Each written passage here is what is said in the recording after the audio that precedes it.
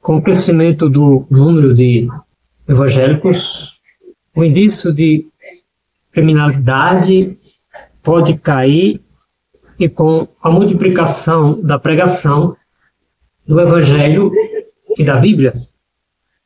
Essa é uma pergunta muito importante, que atualmente vive-se e é bastante atual. A ideia de que mais evangélicos, menos criminalidade. Até parece que isso é uma lógica à primeira vista, mas a realidade é mais complexa. É preciso se analisar com base bíblica e também sociologicamente. Vamos refletir com clareza sobre isso, sobre esse contexto. Primeiro, o crescimento do Evangelho pode se influenciar positivamente a sociedade, será? Dentro desse contexto, sim, o Evangelho verdadeiramente vivido e pregado com fidelidade pode transformar pessoas. É correto que pode-se ter isso, a transformação da sociedade. Se alguém está em Cristo, é uma nova criatura, já se diz a palavra de Deus. Em Coríntios, 2 Coríntios, capítulo 5, versículo 17, diz isso. Quando uma pessoa encontra Jesus, ela, na verdade, descobre a verdade. Seus valores, seus ideais são totalmente descritos e suas atitudes diante da vida do próximo começa a mudar, começa a ter uma nova característica. Se muitas pessoas forem realmente vivenciar o Evangelho de forma assim, ela sinceramente tem um grau de naturalidade, pode levar a uma cultura de paz, de justiça dentro da sociedade que cada um vive com o perdão, com a compaixão. Mas, porque nem sempre o crescimento evangélico reduz ao crime, digamos assim, porque quantidade de crentes não significa qualidade, ou seja, conversão em massa.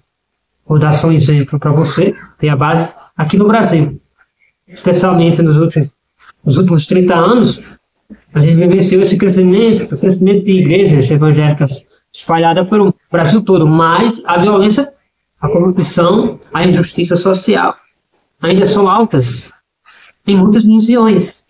Então, por quê? Por quê?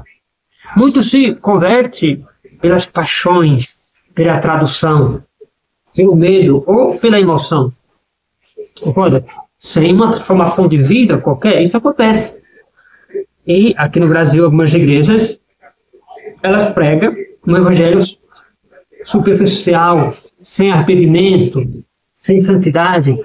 Aqui acontece, muitas vezes, no Brasil, há uma mistura entre fé, interesses políticos, econômicos, que ascenderam, e até mesmo ideológicos.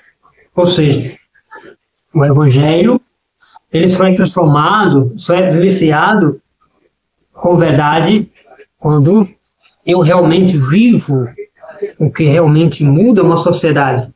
É o quê? Jesus disse assim no seu evangelho: conhecereis a verdade e a verdade vos libertará. Está escrito lá em João, capítulo 8, versículo 32. Portanto, não é só ouvir, entende? Não é só ouvir uma pregação, ou frequentar uma igreja, ou conhecer, ou viver a verdade do Evangelho.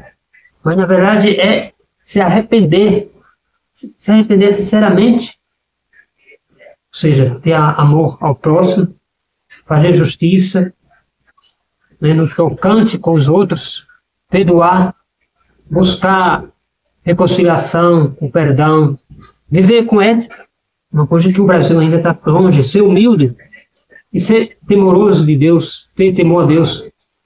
Quando isso acontece, em larga escala, o serviço de violência na sociedade, de criminalidade, tende-se a cair, ou seja, acabar.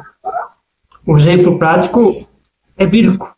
Por exemplo, em Nínive, no livro de Jonas, a cidade de Nínive era corrupta, cheia de violência, mas ao ouvir a pregação, o que foi que aconteceu?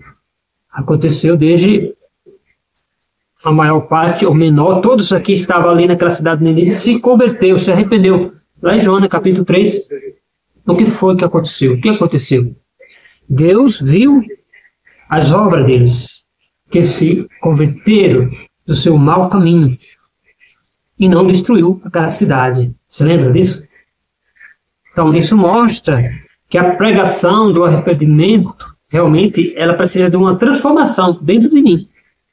Uma transformação, uma conversão real, não só religiosa.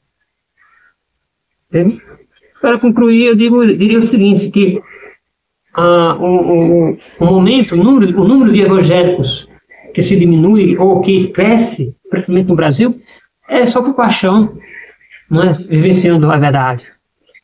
Poucas pessoas, elas dizem um sim, muda de vidas, que querem transformar, entende? Querem mudar nos bairros, nas cidades e até nações. É muito difícil isso acontecer, mas a religião sem arrependimento e sem nova vida não muda nada. Assim, resplandece a vossa luz diante dos homens.